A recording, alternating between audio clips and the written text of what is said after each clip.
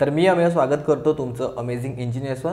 आजच्या लेक्चर 18 मध्ये आपण बघूया इंडक्शन मोटरवरचे क्वेश्चन्स। तर first question is what is the main function of the stator in three phase induction motor. स्टेटरचं काम काय आहे?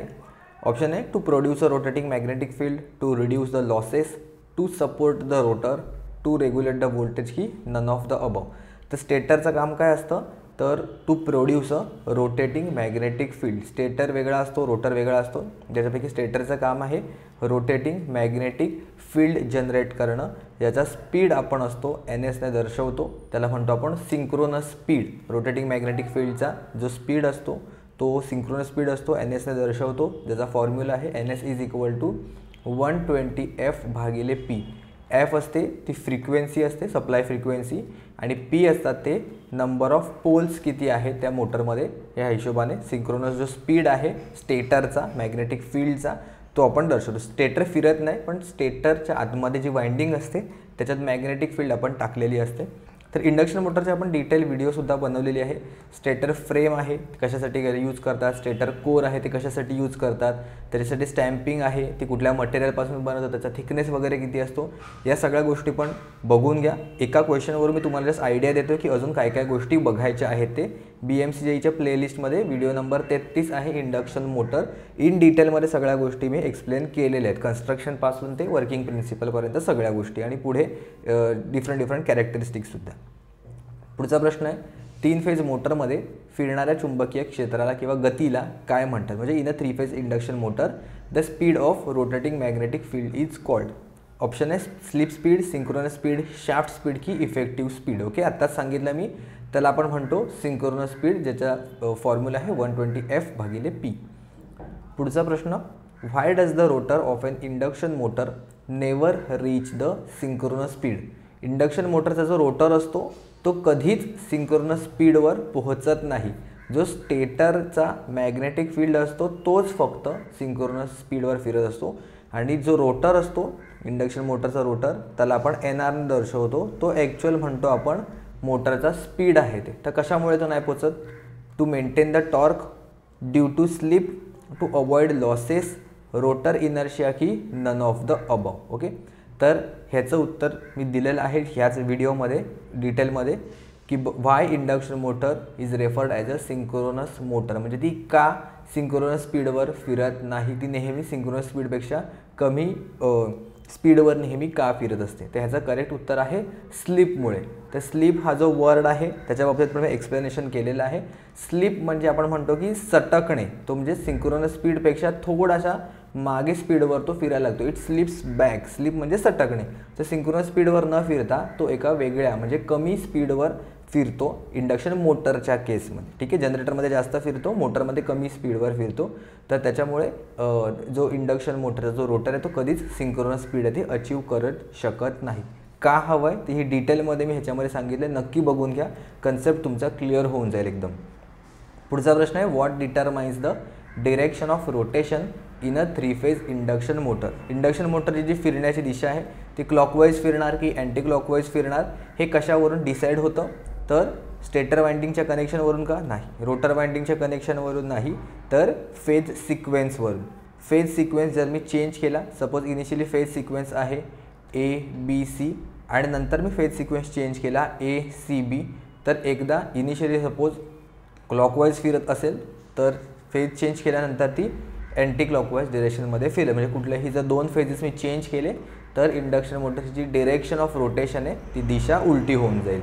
पुढचा प्रश्न आहे, what is the typical slip value in the normal operating 3 phase induction motor. Okay, तर जर तुम्ही बरेच इंडक्शन मोटरचे जर क्वेश्चन सॉल्व केले असतील तर ह्याच्यावरून ऑप्शन म्हणून तुम्हाला समजून जाईल, कारण बऱ्याचदा तुम्हाला स्लिप फाइंड आउट करण्यासाठी विचारतात क्वेश्चनमध्ये। तर स्लिपची जी रेंज आहे ती आपण म्हणू शकतो की 0.5 ते 6% युजली आपल्याला 3%, 4%, 5% अशा टाईपचे क्वेश्चन्स ते विचारले जातात। तर त्यामुळे 0.5 to 6% हे आपलं करेक्ट उत्तर येईल गिवन ऑप्शन्सवरून। पुढचा प्रश्न आहे, why are rotor windings in a wound rotor induction motor insulated. Wound rotor इंडक्शनमध्ये जी वाइंडिंग असते ती इन्सुलेट का केली जाते? तर जरी तुम्हाला माहिती नसेल तरी ऑप्शनवरून एक अंदाज आपण लावू शकतो। To prevent the short circuit, to enhance the current flow, to increase the resistance to maintain torque की नन ऑफ द अबव.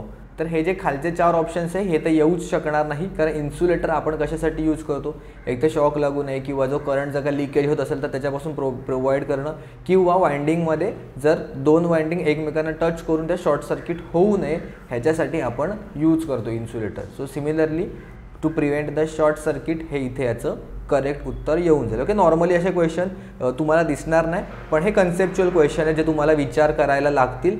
एवढे कठीण नाही आहेत, सोपेच उत्तर आहे, फक्त तुम्हाला सगळ्या गोष्टी क्लिअर असल्या पाहिजेत की मोटर कशी फिरते किंवा त्याचं कन्स्ट्रक्शन काय आहे किंवा काय यूज केलं जातं, हे थोडं डीपमध्ये तुम्हाला जायला लागेल, जेणेकरून क्वेश्चन तुम्ही चांगल्या प्रकारे उत्तर देऊ शकता. त्यासाठी व्हिडिओ बघून घ्या, ती छानपैकी समजून जाईल तुम्हाला.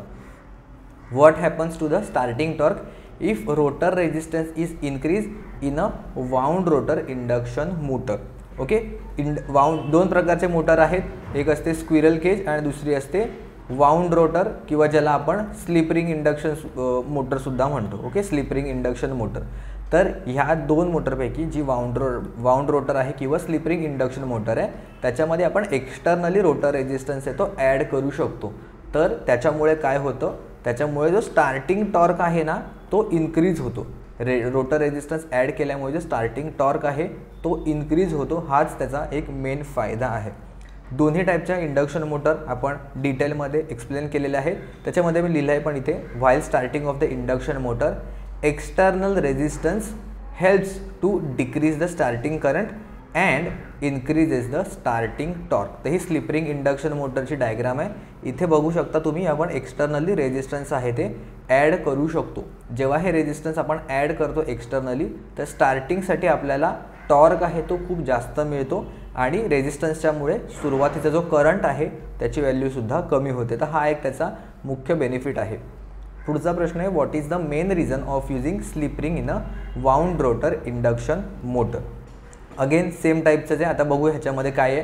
To connect the external resistance, to enhance magnetic field, to improve efficiency, to stabilize the current आणि नन ऑफ द अबव. तर वाउंड रोटर इंडक्शन मोटरमध्ये आपण एक्सटर्नली रेजिस्टन्स आहे तो ॲड करू शकतो, त्यामुळे हेच त्याचं करेक्ट उत्तर येईल. एकदा त्यांनी रोटर टॉर्कच्या बाबतीत विचारलं, एकदा एक्सटर्नल रेजिस्टन्स ॲड करू शकतो म्हणून स्लिप रिंग मोटर यूज करतो.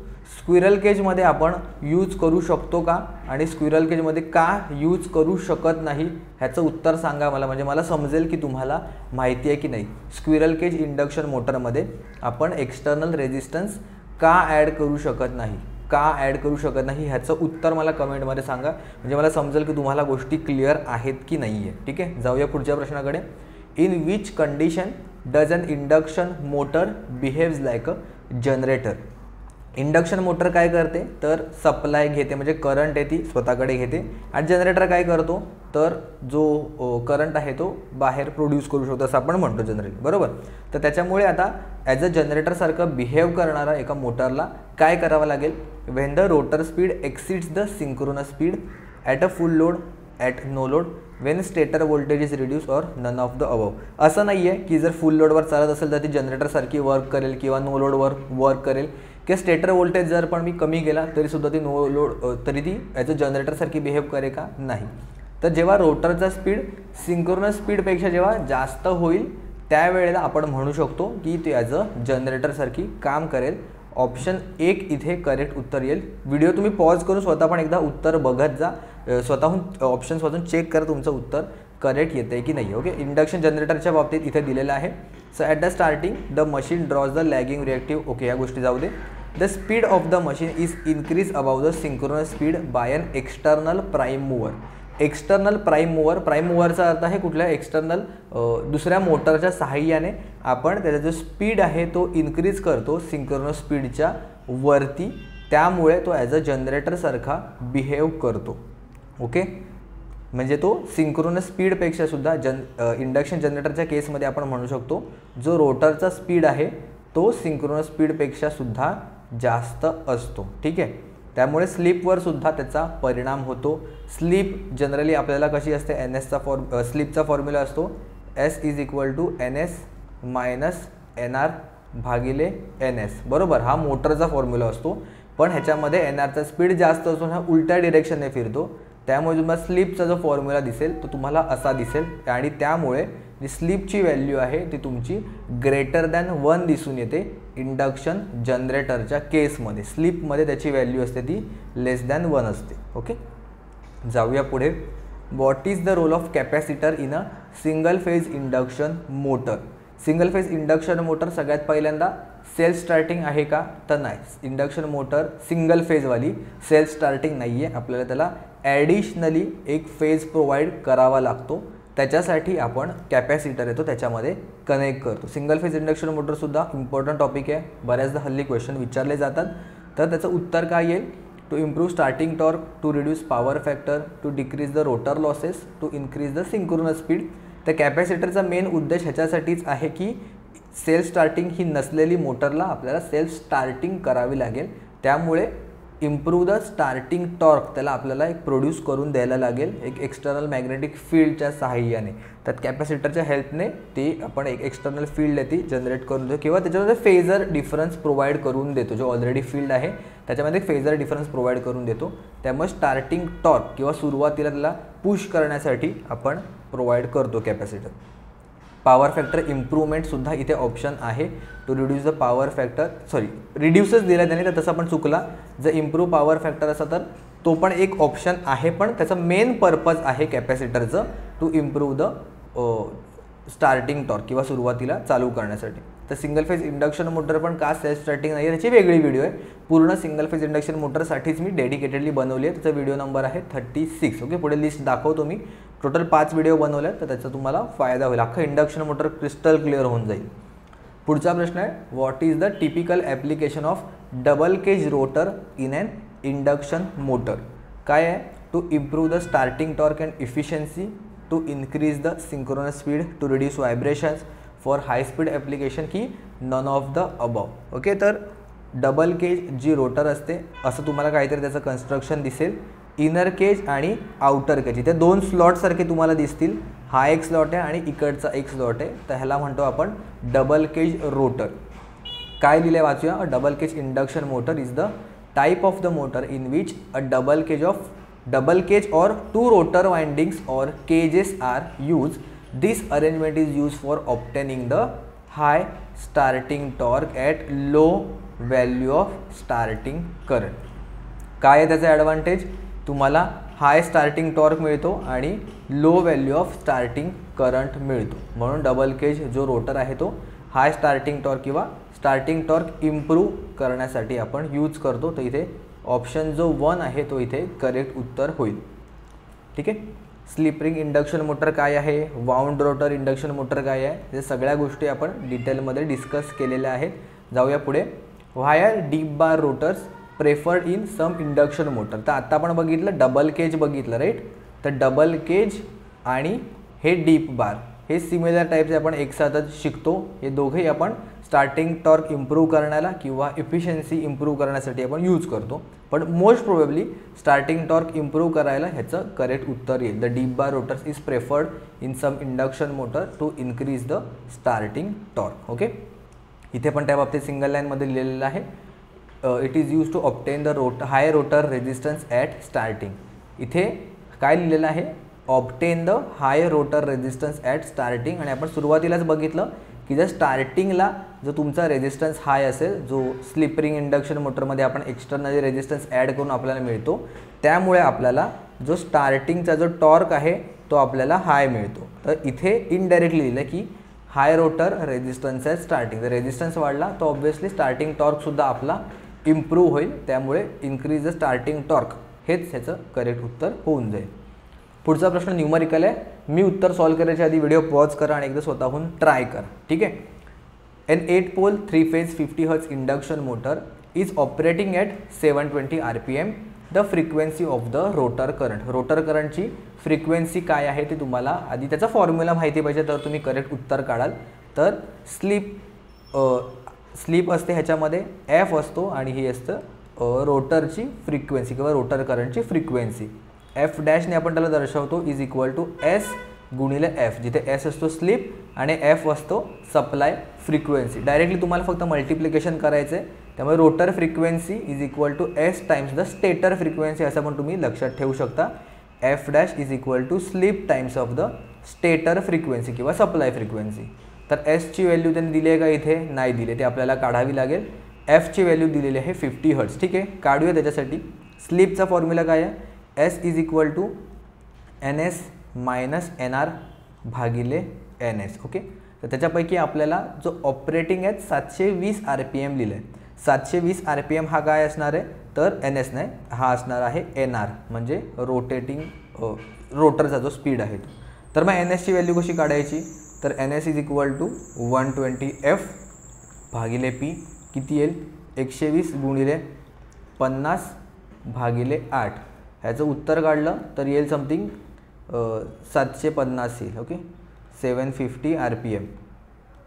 मी कॅल्क्युलेट केलं नाही आहे, पण जर 720 जर रोटर स्पीड असेल तर अंदाजे त्याच्या आसपासचाच जो आकडा असतो तो तुम्हाला मिळेल. तर 750 RPMच येऊ शकेल, बिकॉज 4 पोलवर 1500 येतो, तर 8 पोलला 720 RPM येणार. करेक्ट. ओके, तर 750 मायनस 720 डिवायडेड बाय 750 हा किती येईल?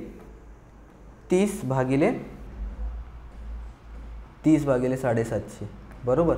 0 गेला 0 गेला आणि 1 ने गेला 25 म्हणजे येईल हा 1 भागिले 25. ठीक आहे, ह्याला तसंच ठेवतो मी. पॉईंटमध्ये कन्वर्ट करायची गरज नाही आहे, कारण मला परत एफने मल्टिप्लाय करायचं आहे गुणिले 50. तर ह्याने कटला 25 आणि 50 कट झाले, उत्तर येईल 2 हर्ट्ज. ठीक आहे, ऑप्शन 3 इथे करेक्ट उत्तर होऊन जाईल. ते फॉर्म्युला वगैरे पण मी डिस्कस केलेले आहेत ऑलरेडी, बघून घ्या. सगळे फॉर्म्युले इम्पॉर्टंट आहेत. इंडक्शन मोटरमध्ये जास्त न्यूमरिकल येत नाही किंवा कठीण न्यूमरिकल येत नाही, खूप सोपे सोपे न्यूमरिकल येतात. Which of the following starter is not use for starting of induction motor? 2 point starter, DOL starter, auto transformer की star delta starter? Suppose 3 phase induction motor, सगळ्यात पहिल्यांदा प्रश्न, 3 फेज इंडक्शन मोटर ही सेल्फ स्टार्टिंग आहे की नाही आहे?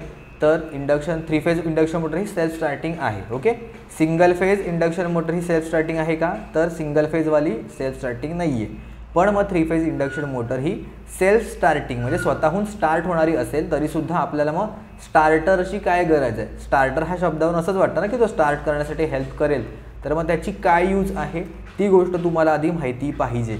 तर स्टार्टिंग कंडिशनमध्ये खूप हाय स्टार्टिंग करंट तो ड्रॉ करतो, ऑलमोस्ट 6 टाइम्स त्याचा फुल लोड करंटपेक्षा इंडक्शन मोटर चालू होताना खूप जास्त करंट खेचतो.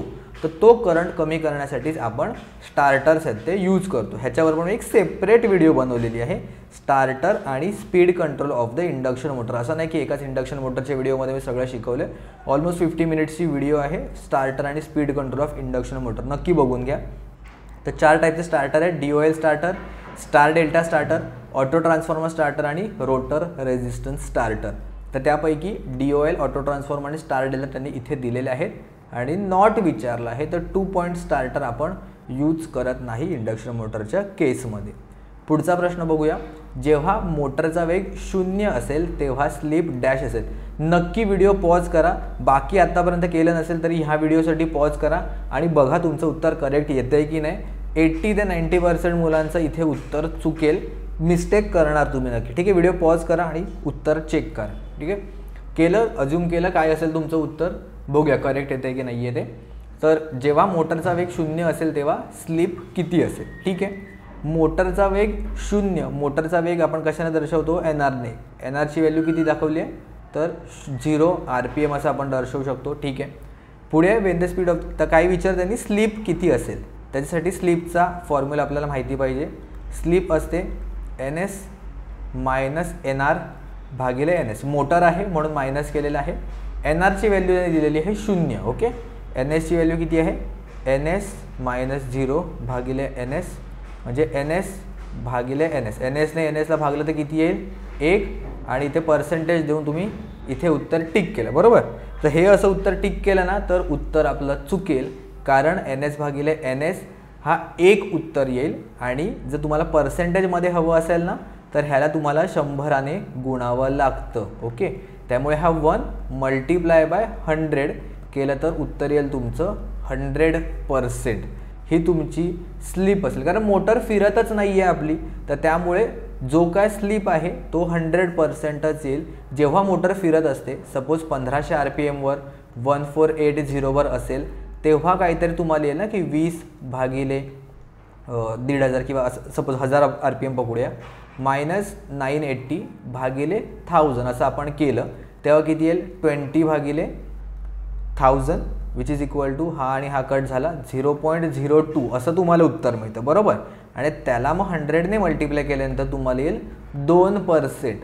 पण इथे तुम्हाला 0.02च्या ऐवजी डायरेक्टली 1च मिळालेला आहे. त्याला 100ने मल्टिप्लाय केल्यानंतर 100% हे आपलं करेक्ट उत्तर येईल. ते पण मिस्टेक नका करू, ह्या ठिकाणी मिस्टेक होण्याचे चान्सेस होते. आय होप तुम्हाला समजलं असेल, इंटरेस्टिंग वाटली असेल, हे मजा आली असेल हा क्वेश्चन बघून. तर व्हिडिओ नक्की लाईक करा जेणेकरून मलासुद्धा मोटिवेशन मिळतं तुमच्यासाठी नवीन नवीन व्हिडिओ घेऊन येण्यासाठी आणि असे इंटरेस्टिंग क्वेश्चन घेऊन येण्यासाठी. लास्ट टाईमला व्हिडिओचं टार्गेट जास्त अचीव नाही झालं किंवा खूप लेट झालं तर त्यामुळे व्हिडिओ येण्यासाठी लेट झालं. ओके, तुमच्या हातात आहे सगळं, पुढची व्हिडिओ किती लवकर आणायची आहे ती. तर यासाठी सुद्धा टार्गेट मी 250 लाईक्स ठेवतो आणि जेवढ्या लवकर कराल तेवढ्या लवकर पुढची व्हिडिओ तुमच्याकडे येईल. ओके, जास्त काय आपण मागतच नाही आहे. जाऊया पुढे. डायरेक्ट ऑनलाईन स्टार्टर सामान्यतः डॅशच्या मोटरसह वापरले जाते. म्हणजे DOL स्टार्टर आहेत, डायरेक्ट ऑनलाईन स्टार्टर ज्याला आपण म्हणतो. ते जनरली कुठल्या मोटरसाठी वापरतात, कुठल्याही कॅपॅसिटीसाठी, लेस दॅन 5 HP साठी 10 ते 50 HP दरम्यान वापरलं जातं की मोर दॅन 10 HP सगळ्याच मोटरसाठी वापरलं जातं. तर ह्याचं करेक्ट उत्तर येईल लेस दॅन 5 HP. ओके, गिवन ऑप्शनपैकी आपण सांगितलं तर लेस दॅन 5 HP याचं करेक्ट उत्तर येईल.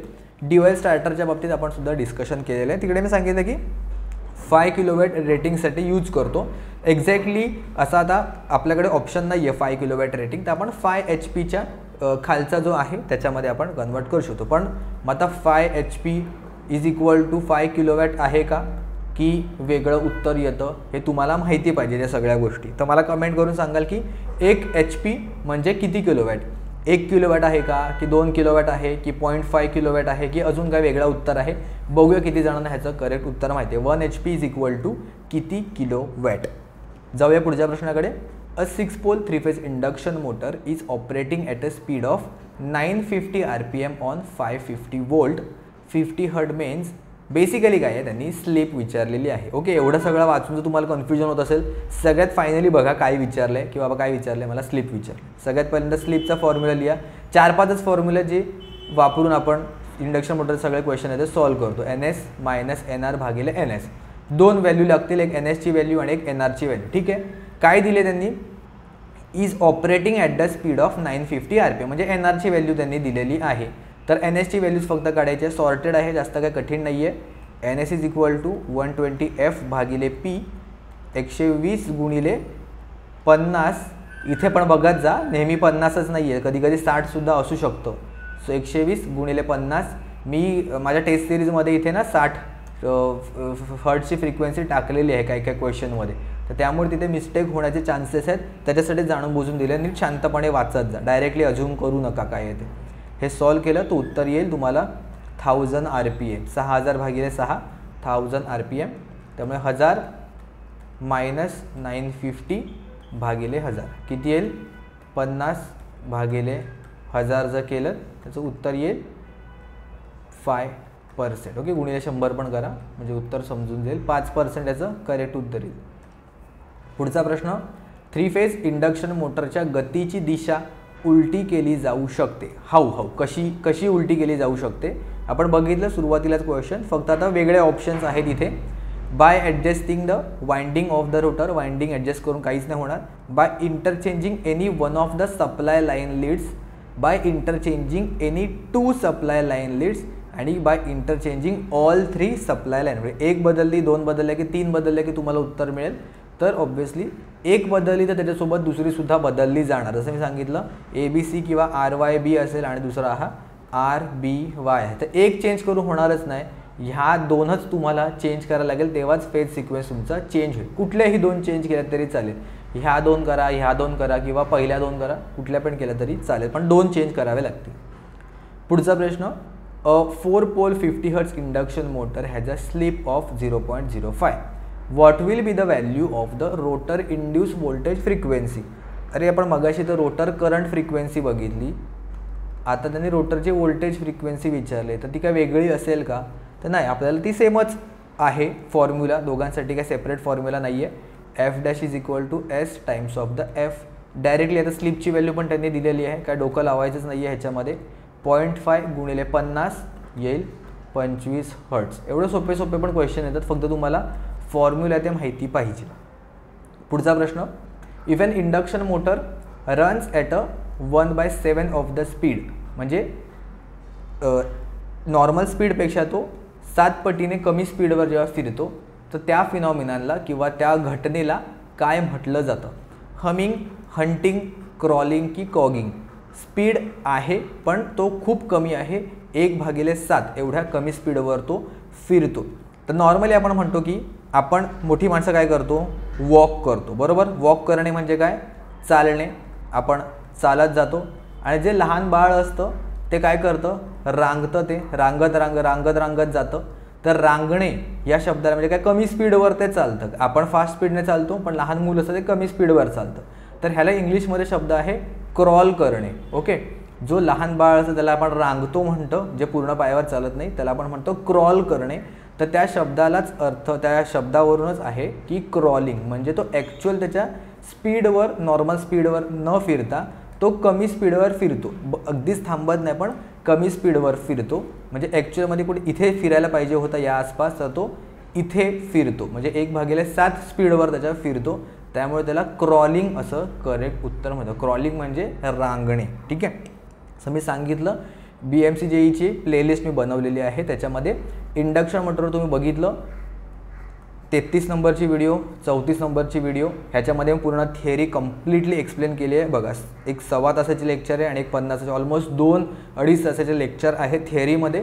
कंप्लीट इंडक्शन मोटर समजून जाईल तुम्हाला स्क्रॅचपासून. त्याच्यानंतर 40 MCQ सुद्धा मी घेतलेले आहे. ही व्हिडिओ संपल्यानंतर तुम्हाला इंडक्शन मोटरचं पक्का करायचं असेल तर ह्या 3 व्हिडिओ नक्की बघायचे. आणि ही 40 जी सुपर MCQची जी व्हिडिओ आहे ती अजिबात सोडायची नाही आहे. खूप चांगल्या लेवलवर प्रॅक्टिस होऊन जाईल. 3 फेज इंडक्शन मोटरची जी होती, त्यानंतर मी सिंगल फेजच्या बाबतीत सुद्धा थिअरी एक्सप्लेन केलेली आहे. आणि त्यानंतर फक्त सिंगल फेज इंडक्शन मोटरचे क्वेश्चनसुद्धा घेतलेले आहेत. लाईनीत आहेत 33, 34, 35 अँड देन 36, 37. तर ह्या व्हिडिओ तुम्हाला बघायच्या आहेत. ओके, जाऊया पुढे. A 3 phase 4 pole 50 hertz induction motor runs at 460 RPM. Determine the speed of rotating field and frequency of the rotor current. Actual बघितलं गेलं ना, तर हा क्वेश्चन सॉल्व करायची सुद्धा गरज नाही आहे, जर तुम्हाला थोडा अवेअरनेस असेल तर. त्यांनी काय विचारलं आहे? Determine the speed of the rotating field. Rotating field म्हणजे काय? सिंक्रोनस स्पीड आहे. सिंक्रोनस स्पीडचा फॉर्म्युला माहिती आहे 120F/P. आता 4 पोल मोटरसाठी आणि 50 हर्ट्ससाठी आपल्याला माहिती आहे एक 1500 RPM किंवा मोस्टली राऊंड फिगरच आपल्याला तिथे दिसून येते. तर हे 2 ऑप्शन तर इथूनच कट होतील, पण तरीसुद्धा आपण सॉल्व करूया. ठीक आहे. NS is equal to 120F/P. म्हणजे हा किती येईल? 120 गुणिले 50/4. उत्तर काढला तर येईल 1500 RPM. अर्ध उत्तर आपलं आलेलं आहे. हे 2 ऑप्शन तर इथून निघून गेले. त्यानंतर विचारलेलं आहे frequency of the rotor current. आपल्याला माहिती आहे स्लिपची व्हॅल्यू फार कमी असते. तर F' ची व्हॅल्यू आत्तापर्यंत आपण बघितली तर 1 हर्ट्ज, 2 हर्ट्ज, 4 हर्ट्ज, 5 हर्ट्ज ह्याच्या आसपासच असते. तर ऑप्शनमध्ये तुम्हाला एक तर 48 हर्ट्ज आहे किंवा 1.33 हर्ट्ज आहे. तर रोटरची फ्रिक्वेन्सी किती असणार? ऑब्व्हियसली जो छोटावाला ऑप्शन आहे तोच करेक्ट उत्तर असेल. ते बघूनच आपण त्याचं उत्तर देऊ शकतो. 48 आणि 48 वाले तर ऑप्शन तर तसे पण इथून कट झालेलेच आहे. तरी पण लिहून ठेवतो मी आता. स्लिप काढायची असेल तर तुम्ही काढू शकता. स्लिप ॲक्च्युली इथे काढायला लागेल ना. कशी काढायला लागेल? S is equal to NS मायनस NR/NS. ठीक आहे. आता मी शिकवतो म्हणून या सगळ्या गोष्टी सांगतोच. आता 1500 मायनस 1460 भागिले 1500 जर तुम्ही उत्तर केलं तर किती येईल? हा 40/1500 राईट. म्हणजे 4/150. 4/150 मल्टिप्लाय बाय तुम्हाला 50 करावे लागेल. म्हणजे हा झाला 4/3 which is equal to 1.33 hertz. Okay, जाऊया पुढच्या ऑप्शनकडे, पुढच्या प्रश्नाकडे. Insertion of the resistance in the rotor of an induction motor. Induction मोटरमध्ये एक्सटर्नल रेजिस्टन्स टाकल्याने काय होईल? तर त्याचा स्टार्टिंग जो टॉर्क आहे तो इन्क्रीज होईल. बघा, ऑप्शन किंवा क्वेश्चन सेमच, ऑप्शन वेगळे आहेत, क्वेश्चनचा आशय सेम आहे, क्वेश्चनची सेंटेन्स फ्रेमिंग वेगळी आहे, पण विचारायची जी पद्धत आहे ती सगळ्यामध्ये सेम आहे. Same goes with this question. Slip ring induction motor is preferred when. कधी आपण प्रेफर करतो स्लिप रिंग इंडक्शन मोटर? तर जेव्हा हाय स्टार्टिंग टॉर्कची रिक्वायरमेंट असते तेव्हा. कारण फक्त ह्याच इंडक्शन मोटरच्या सोबत आपण एक एक्सटर्नल जो रेजिस्टन्स आहे तो ॲड करू शकतो. त्यामुळे स्लिप रिंग इंडक्शन मोटर जिथे यूज करतो जिकडे हाय स्टार्टिंग टॉर्क आणि लो स्टार्टिंग करंटची रिक्वायरमेंट असते. त्याचे ॲप्लिकेशन आहे हॉइस्ट, क्रेन्स आणि एलिव्हेटर्स, हाय स्टार्टिंग टॉर्कवाले. ओके, लास्ट लेक्चरमध्ये आपण डिस्कस केल्यात ह्या गोष्टी पण. What is the purpose of skewing in rotor bars of an induction motor? Skewing म्हणजे त्याला ना आपण असं पिळतो किंवा असं त्याला, हे बघा इथे डायग्राममध्ये बघू शकता एक्झॅक्ट पॅरलल नाही आहे, तसे तिरके तिरके त्यांनी बार्स ते अरेंज केलेले आहेत. The slots are not made parallel to each other but bit skew, म्हणजे असे पिळले गेलेले आहेत. ते कशासाठी करतात? Skewing prevents the magnetic locking of the stator आणि रोटर फील्ड. स्टेटर आणि रोटर फील्डमध्ये दोघांमध्ये अट्रॅक्शन होऊन ते लॉक होऊ नये मॅग्नेटिक फील्डमुळे. त्याच्यासाठी आपण हे थोडेसे तिरके बनवलेले असतात, एकाखाली एक नसतात, जेणेकरून त्याला फिरता फिरता ती अचानक थांबू नये किंवा कॉगिंग होऊ नये. कॉगिंग हा शब्द आहे की मॅग्नेटिक लॉकिंग ज्याला आपण म्हणतो ते होऊ नये, म्हणून आपण त्याला थोडेसे स्क्यू केलेले असतात. तर to reduce the magnetic locking हा त्याचं करेक्ट उत्तर येईल. म्हणजे स्टार्टच होणार नाही जर मॅग्नेटिक लॉकिंग खूप जास्त स्ट्रॉंग असेल तर. पुढचा प्रश्न, why does a 3 phase induction motor not run at a synchronous speed? Synchronous स्पीडवर का फिरत नाही? ऑप्शन बघा, इझी आहे ऑप्शन.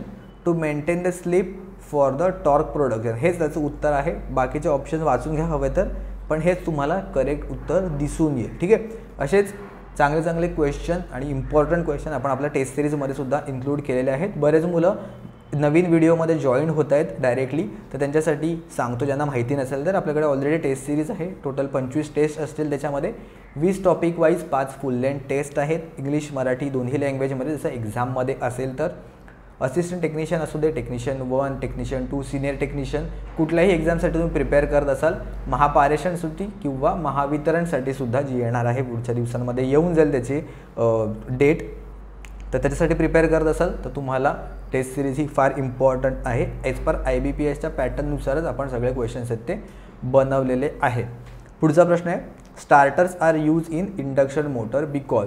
तर कशासाठी यूज करतो? मगाशीच सांगितलेलं आहे की स्टार्टिंग जो करंट आहे तो 5 to 7 टाइम्स हायर असतो रेटेड करंटपेक्षा.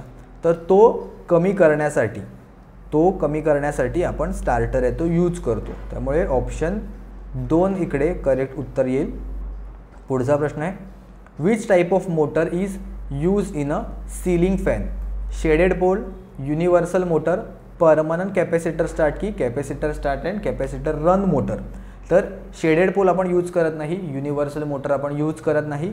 ऑप्शनमध्ये तुम्हाला कन्फ्युजन होईल की परमनंट कॅपॅसिटर स्टार्ट की capacitor start and capacitor run motor. तर कॅपॅसिटर स्टार्ट आणि रन मोटर ह्याच्यामध्ये काय असतं माहिती आहे, आपण ॲक्च्युली 2 कॅपॅसिटर्स आहेत ते यूज करतो. इथे डायग्राममध्ये तुम्ही बघू शकता. म्हणजे एक फक्त स्टार्टिंग पर्पजसाठीच असतो आणि त्याच्यानंतर तो रनिंग पर्पजसाठी वेगळा कॅपॅसिटर असतो. दोघांची रेटिंग पण वेगवेगळी असते. पण आपला कॅपॅसिटरमध्ये आपला जो घरचा जो सिलिंग फॅन असतो त्याच्यामध्ये 2 कॅपॅसिटर असतात का? तर नाही, एकच कॅपॅसिटर असतो त्याच्यामध्ये जो परमनंटली तिथे फिक्स असतो. तर त्यामुळे परमनंट कॅपॅसिटर स्टार्ट हे ह्याचं करेक्ट उत्तर येईल. ओके, कॅपॅसिटर स्टार्ट, तुम्हाला वाटलं कॅपॅसिटर स्टार्ट पण होतो आहे आणि रनिंगमध्ये पण तोच राहतो आहे म्हणून त्याचं उत्तर capacitor start and run motor येईल, तर नाही. ह्याच्यामध्ये 2 वेगवेगळे कॅपॅसिटर आपण यूज करतो. त्यामुळे ह्याचं उत्तर परमनंट कॅपॅसिटर स्टार्ट हे करेक्ट येईल.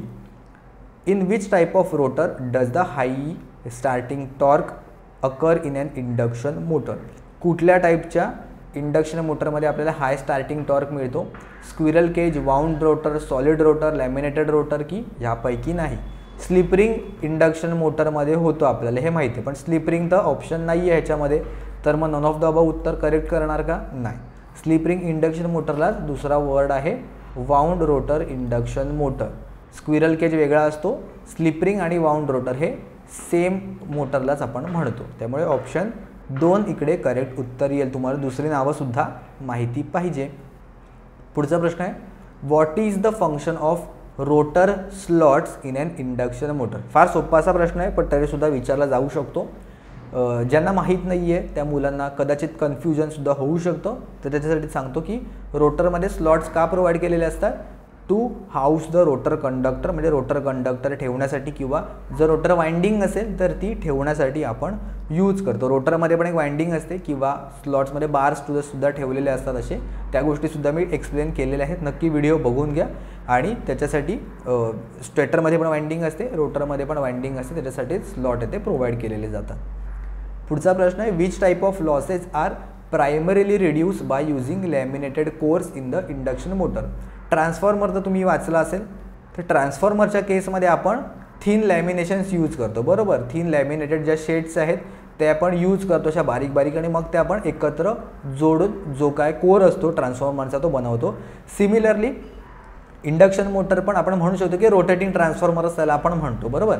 तर त्याच्यामध्ये पण आपण थिन लॅमिनेशन यूज करतो कोअरसाठी. त्याचं उत्तर पण सेमच आहे, एडी करंट लॉसेस कमी करण्यासाठी आपण यूज करतो. जे ट्रान्सफॉर्मरमध्ये आहे सेम ह्याच्यासाठी आहे, ठीक आहे. पुढचा प्रश्न आहे आणि शेवटचा प्रश्न आहे आजच्या लेक्चरचा, why are squirrel cage rotors commonly use in the induction motor? म्हणजे बेसिकली त्याचे ॲडव्हान्टेजेस काय आहे? सिम्पल कन्स्ट्रक्शन आहे का? येस. त्याला लो मेंटेनन्स लागतं सगळ्यांमध्ये आणि त्याची रिलायबिलिटीसुद्धा हाय आहे. त्यामुळे ऑल ऑफ द अबाव इथे करेक्ट उत्तर येईल. असा पण क्वेश्चन विचारला जातो की कुठल्या मोटरला सगळ्यात कमी मेंटेनन्स लागतो 4-5 ऑप्शनपैकी, तर स्क्विरल केज इंडक्शन मोटर हे करेक्ट उत्तर येईल. ठीक आहे. तर आजची व्हिडिओ तुम्हाला आवडली असेल, सगळे क्वेश्चन समजले असतील. नोट्स वगैरे आपल्या मोबाईल ॲप्लिकेशनमध्ये अपलोड होतील. लगेच जरी अपलोड झाले नाही तरी 1-2 दिवसांमध्ये अपलोड होतील. आय नो व्हिडिओ झाल्यानंतर लगेच अपलोड तुम्हाला नाही मिळणार, पण 1-2 दिवसानंतर जसं मला टाईम मिळेल त्या अकॉर्डिंग मी अपडेट करत जाईन. फ्री मटेरियलमध्येच तुम्हाला मिळतील, कोणी नोट्स प्रोव्हाइड करत नाही फ्रीमध्ये, तर मी प्रोव्हाइड केलेले आहेत. शोधायची गरज नाही आहे, स्पेसिफिक असा फोल्डर बनवलेला आहे, आरामात जाऊन तिथे बघू शकता. ठीक आहे. तर आजच्या व्हिडिओमध्ये एवढंच. भेटूया आपण पुढच्या व्हिडिओमध्ये कोणत्या नवीन टॉपिकसोबत.